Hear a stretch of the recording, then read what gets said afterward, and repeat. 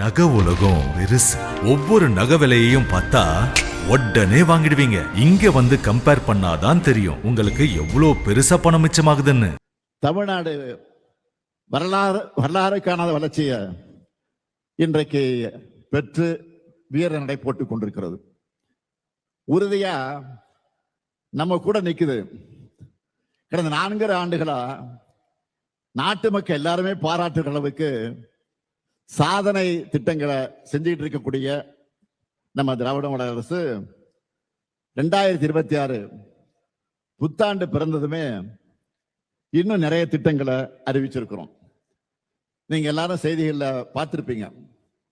அரசு ஊழியர்களோட 22 ஆண்டு கால கோரிக்கையான பழைய ஓய்வூதிய திட்டத்தை தமிழ்நாடு உறுதியளிக்கப்பட்ட ஓய்வு திட்டம் என்ற பெயர்ல செயல்படுத்த நான் ஆணையிட்டு இருக்கிறேன். அரசு ஓய்வூதியம் என்பது அரசு பணியாளர்கள் மற்றும் ஆசிரியர்கள் ஓய்வுக்கு பிறகும் அவங்களுடைய வாழ்நாள் முழுவதும் மட்டுமல்ல, அவங்க வாழ்க்கை துணையோட வாழ்நாள் முழுக்க தொடர வேண்டிய சமூக பாதுகாப்பு, அதையும் மறுபடியும் நாம உறுதி செஞ்சிருக்கிறோம். இதன் மூலமா நிச்சயமற்ற எதிர்காலம் என்ற நிலையிலிருந்து நம்பிக்கை அளிக்கிற எதிர்காலத்தை நாம உருவாக்கி இருக்கிறோம். இப்போ அரசு ஊழியர்கள் கொடுக்கிற பேட்டியெல்லாம் நீங்க பார்த்திருப்பீங்க. என்ன சொல்றாங்க? எங்க ஓய்வு கால வாழ்க்கைய முதலமைச்சர் அர்த்தமுள்ளதாக மாற்றி இருக்கிறார். இந்த அறிவிப்பு மூலம் 6.5 லட்சம் பேர் வாழ்க்கையில முதலமைச்சர் ஒளியேற்றி வச்சிருக்கிறார் என்று மகிழ்ச்சியோடு சொல்றாங்க. இன்னொரு பக்கம் நாட்டில் சாமானிய மக்கள் ஒருத்தர் கூட நிம்மதியா இருக்கக்கூடாதுன்னு நினைக்கிற ஒரு கூட்டம் இருக்கு. அவங்க என்ன சொன்னாங்க? இந்த திட்டத்தை எல்லாம் செய்யவே முடியாதுன்னு சொல்லிட்டு இருந்தாங்க. ஆனா நாம செஞ்சு காட்டி இருக்கிறோம். அதே போல அடுத்த முக்கிய அறிவிப்பு, தமிழ்நாட்டில் இருக்கக்கூடிய 2,22,91,710 அரிசி அட்டைதாரர்கள் தமிழர் திருநாளாக இருக்கக்கூடிய பொங்கல் நாளை கொண்டாட 3000 ரூபாய் வழங்கப்படும் அறிவிச்சிருக்கிறோம்.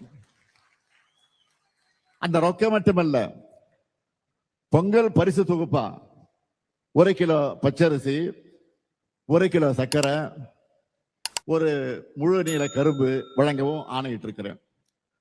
அது மட்டுமல்ல, பொங்கல் திருநாளை முன்னிட்டு வழங்கப்பட இருக்கக்கூடிய வேஷ்டி சேலைகள் எல்லா மாவட்டங்களுக்கும் இதுவரையில் எந்த வருஷம் இல்லாத வகையில முன்கூட்டி அனுப்பி வைக்கப்பட்டிருக்கு. நாளை நான் சென்னையில பொங்கல் தொகுப்பு வழங்குவதை தொடங்கி வைக்க இருக்கிறேன். அதை ஒட்டி எல்லா மாவட்டத்திலையும் 3000 ரூபாய் ரொக்க பணம், பரிசு தொகுப்பு, வேஷ்டி சேலைன்னு எல்லாம் சேர்த்து மொத்தமா 7600 கோடி ரூபாய் மதிப்பீட்டுல வழங்க போறோம். வர்ற பொங்கல் உங்க முத்துவேல் கருணாநிதி ஸ்டாலின் உங்களுக்காக தரக்கூடிய மகிழ்ச்சி பொங்கல். இது மட்டுமா, 2 நாளைக்கு முன்னாடி 20 லட்சம் மாணவர்களுக்கு லேப்டாப், மடிக்கணினி லேப்டாப் வழங்கக்கூடிய திட்டத்தை, உலகம் உங்கள் கையில் என்கிற திட்டத்தை நான் தொடங்கி வச்சேன். அது முதல் கட்டமா 10 லட்சம் மாணவர்களுக்கு தமிழ்நாடு முழுக்க நாம கொடுத்திருக்கிறோம். இதனால அரசு பொறியியல், கலை மற்றும் அறிவியல், மருத்துவம், விவசாயம், சட்டக்கல்லூரி, பாலிடெக்னிக், ITI போன்ற அனைத்து படிப்புகளை சார்ந்த மாணவர்களுக்கும் லேப்டாப் வழங்கப்படுது. டெல், ஏசர், HP போன்ற உலக தரமான கம்பெனிகளோட லேப்டாப்பை தான் நம்ம மாணவர்களுடைய கைகளில் நம்ம கொடுத்துருக்கிறோம். நீங்க நல்லா படிங்க, மற்ற எல்லாத்தையும் நான் பார்த்துக்கிறேன்னு உலக உங்கள் கையில நான் சொல்லியிருக்கேன், நிகழ்ச்சியில சொல்லியிருக்கிறேன். ஆனா கடந்த ஆட்சியில இந்த திட்டத்துடைய நிலைமை என்ன? 2019ஆம் ஆண்டு பழனிசாமி அவர்கள் முதலமைச்சராக இருந்தப்போ மாணவர்களுக்கு லேப்டாப் வழங்குற திட்டத்தை நிறுத்திட்டாரு. எப்போ? 2019ஆம் ஆண்டு நிறுத்திட்டார். அப்ப அதுவும் CAG அறிக்கை என்ன சொல்லிச்சு தெரியுமா? 68 கோடி ரூபாய் மதிப்பில் வாங்கப்பட்ட 55,000 லேப்டாப்புகளை வீணடிச்சுட்டாங்கன்னு சிஏஜி அறிக்கையில வெட்ட வெளிச்சமாக சொன்னாங்க. அதிலே வெளியிடப்பட்டிருக்கு. இது பத்தி மாண்புமிகு எதிர்க்கட்சித் தலைவர் பழனிசாமி அவர்களுக்கு ஏதாவது சந்தேகம் இருந்தா 2023ஆம் ஆண்டு ஏப்ரல் மாதம் தமிழ்நாடு சட்டமன்றத்தில் தாக்கல் செய்யப்பட்டிருக்கிற அறிக்கை எடுத்து நீங்க பார்க்கலாம். ஆதாரமா இருக்கு. சோசியல் மீடியால 2 நாளைக்கு முன்னாடி ஒருத்தர் ஒரு செய்தியை போட்டிருந்தார். என்னன்னா, பொங்கல் பரிசா எல்லா குடும்பங்களுக்கும் 3,000 ரூபாய், மகளிர் உரிமை தொகையாக ஒரு 1,000 ரூபாய், புதுமை பெண் திட்டத்தில் மாணவியருக்கு 1,000 ரூபாய், தமிழ் புதல் திட்டத்தில் மாணவர்களுக்கு 1,000 ரூபாய், விடியல் பயணம் மூலமா மாதந்தோறும் 1,000 ரூபாய் சேமிப்பு, மாணவ மாணவியருக்கு ஏறக்குறைய 20,000 ரூபாய் மதிப்பீட்டில் லேப்டாப், அரசு ஊழியர்களுக்கு ஓய்வூதியம், பொங்கல் போனஸ் என தைப்பொங்கலை முன்னிட்டு தமிழ்நாட்டின் ஒவ்வொருத்தருக்கும் ஒவ்வொரு குடும்பத்துக்கும் பல 1,000 ரூபாயும் பொங்கல் பரிசுகளும் கிடைக்க போகுதுன்னு அதுல சொல்லி இருந்தாங்க. இப்படி நம்ம விடியல் ஆட்சியில ஏதாவது ஒரு திட்டத்துல எப்படியாவது எல்லாருக்கும் பயன் கிடைச்சிடுது. மக்கள் நலனுக்காக நாம் செய்யப்படுகிற திட்டங்களை குறை சொல்ல முடியாதவங்க இல்லாத பிரச்சனைகளை எல்லாம் உருவாக்கி குளிர் காயிடாம்னு நினைக்கிறாங்க. அண்மையில மாண்புமிகு ஒன்றிய உள்துறை அமைச்சர் அமித்ஷா அவர்கள் தமிழ்நாட்டுக்கு வந்தார். செய்திகள்லாம் பார்த்திருப்பீங்க, அவர் பேசுனதெல்லாம் பார்த்திருப்பீங்க. அவர் அமித்ஷாவா இல்ல அவதூறு ஷாவான்னு டவுட் வருது. அந்த அளவுக்கு உண்மைக்கு புறம்பா பேசிட்டு போயிருக்காரு. தமிழ்நாட்டில் இந்து சமய நம்பிக்கைகள் வழிபாட்டு உரிமைகளுக்கு முடிவு கட்டும் வகையில நம்முடைய தமிழ்நாடு செயல்படுதுன்னு அமித்ஷா அவர்கள் பேசிட்டு போயிருக்காரு. இதற்காக என்னுடைய கடுமையான கண்டனத்தை உங்கள் மூலமாக, இந்த விழாவின் மூலமாக, இந்த நிகழ்ச்சியின் மூலமாக நான் தெரிவிச்சுக்கிறேன். அவருக்கு தமிழ்நாட்டில் என்ன நடக்குதுன்னு தெரியல போல. நம்ம அரசு பொறுப்பேற்றதிலிருந்து இப்ப வர சுமார் 4,000 திருக்கோயில்களில் குடமுழுக்கு. அதாவது அவருக்கு புரிகிற மொழியில சொல்லணும்னா கும்பாபிஷேகம் நடத்தியிருக்கோம். இப்படி ஒரு சாதனைய நீங்க ஆளுகிற பாஜக மாநிலங்களை செஞ்சிருக்கீங்களா? கண்டிப்பா இருக்காது. அது மட்டும் இல்ல, 997 திருக்கோயிலுக்கு சொந்தமான 7,701 கோடி ரூபாய் மதிப்பிலான 7,655 ஏக்கர் நிலங்களை மீட்டு இருக்கும். உண்மையான பக்தர்கள் நம்ம அரசை பாராட்டுறாங்க. தலைமை செயலகத்தில் வாரத்தில் எப்படியாவது 2 நாள் இந்து சமய அறநிலையத்துறை பணிகளை நான் தொடங்கி வச்சு அந்த விழாவில் பங்கேற்கிறேன். நம்ம ஆட்சியில இந்து சமயம் சார்ந்து என்னென்ன செஞ்சிருக்கோம்னு ஒரு நாள் முழுக்க பேசுற அளவுக்கு சாதனைகள் பெரிய லிஸ்டே இருக்கு.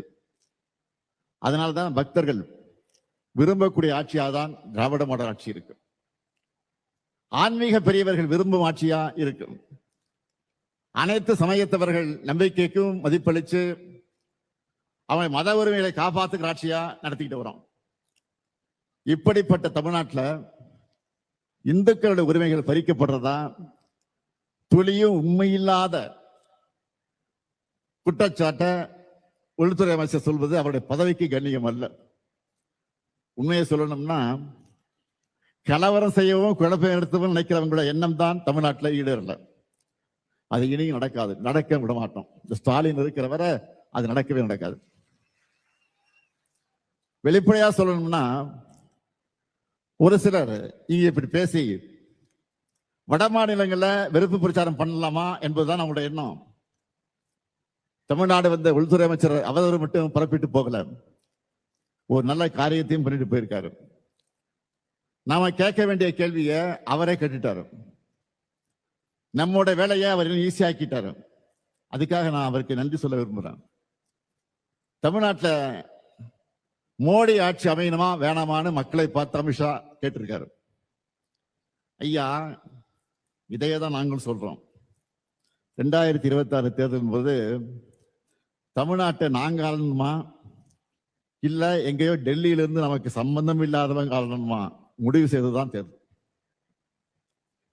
இது தமிழர்களின் சுயமரியாதைக்கு விடப்பட்டிருக்கக்கூடிய சவால். அதிமுக கூட்டணிக்கு வாக்களிச்சா பாஜக தான் தமிழ்நாட்டை ஆளணும்னு நாங்க சொல்லி புரிய வைக்க வேண்டிய அவசியம் இல்லை. அமித்ஷா அவர்கள் நேரடியாகவே ஒப்புதல் வாக்குமூலம் தந்திருக்கிறார். நீட்டை விடாப்பிடியாக திணிக்கிற, தமிழ்நாட்டுக்கான கல்வி நிதியை விடுவிக்காம தேசிய கல்விக் கொள்கையை திணிக்கிற, தொகுதி மறுவரை என்கிற பேர்ல தமிழ்நாட்டின் ஜனநாயக வலிமையை குறைக்கிற, வடமாநிலங்களை தமிழர்களை கொச்சைப்படுத்துகிற பிஜேபி ஆட்சி அமையதான் எதிர்க்கட்சி தலைவர் பழனிசாமி பாடுபடுகிறார். அம்மையார் ஜெயலலிதா அவர்களுடைய மறைவுக்கு பிறகு தமிழ்நாட்டில் பாஜகவோட பிராக்சி ஆட்சி நடந்துச்சு. கடந்த 5 ஆண்டுகளாக தான் அதிலிருந்து நாம் தமிழ்நாடு மீண்டும் தலைநிமிர ஆரம்பிச்சிருக்கோம். இப்ப நேரடியாகவே பாஜக ஆட்சியை சொல்லிட்டு வராங்க. 11 ஆண்டுகளா ஒன்றியத்தில் நடக்கக்கூடிய என்டிஏ ஆட்சியில தமிழ்நாட்டுக்காக ஒரு துரும்பை கூட கிள்ளிப்படாத உங்களை தமிழ்நாட்டு மக்கள் நம்ப தயாராக இல்லை.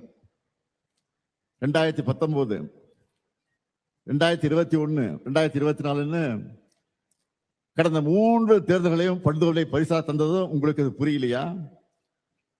தமிழ்நாட்டுக்கு ஓரவஞ்சப்பட்டதை நீங்க மாத்திக்காதப்ப தமிழர்கள் மட்டும் தங்களுடைய முடிவை மட்டும் எப்படி மாத்திக்குவாங்க? மக்கள் எப்போதும் நம்ம அரசு பக்கம் தான் இருக்காங்க. திரும்பவும் நாங்க தான் வருவோம். நல்ல ஆட்சியை தொடருவோம். எதிலும் நம்பர் 1, எல்லா துறையிலும் ஏற்றவன்னு இதுவரை காணாத வளர்ச்சியை நோக்கி தமிழ்நாட்டை கொண்டு செல்வோம். திராவிட மாடல் 2.0 இன்னும் பெரிய சாதனைகளை படைப்போம் என்று கூறி உங்கள் அனைவருக்கும் மீண்டும் ஒரு முறை வணக்கத்தை தெரிவித்து விடைபெறுகிறேன். நன்றி, வணக்கம். நகை உலகம் பெருசு. ஒவ்வொரு நகை விலையையும் பார்த்தா உடனே வாங்கிடுவீங்க. இங்க வந்து கம்பேர் பண்ணாதான் தெரியும் உங்களுக்கு எவ்வளவு பெருசா பணம் மிச்சமாகுதுன்னு. மின்னம்பலம்.com தமிழின் முதல் மொபைல் பத்திரிகை.